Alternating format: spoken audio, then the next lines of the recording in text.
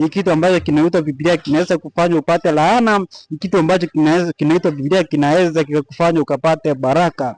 Wale watu ambao wanasumbuka, wengine wamemaliza mashule hawajapata kazi, manze, fuata hii kitu. Ukifuata hii kitu, kazi utapata. Hakuna kazi ambayo inakosekana hii dunia. Kazi inapeana na nini? Na hii kitu. So respect this thing very much, eh? Kuna watu wengi ambao wamemaliza shule hawajapata kazi nini.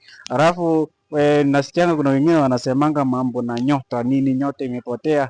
Nyota yako iko wapi? Iko hapa kwa Biblia. Itafika wakati ambapo wewe ambaye unakataa kurespect hii kitu ambacho kinaitwa Biblia, utatamani kupata hii maneno, lakini utafanya nini? Hautayapata. Na so far siku hizi nimeona watu hawatakangi kupigiwa makelele, si kama kitambo. Kuna difference ambayo nimeanza kuona kati ya siku hizi na kitambo. Kitambo tulikuanga na ma speakers, inaitwa speakers hapo. Sio ndio tunatumia kitambo. Kitambo tulikuanga na speakers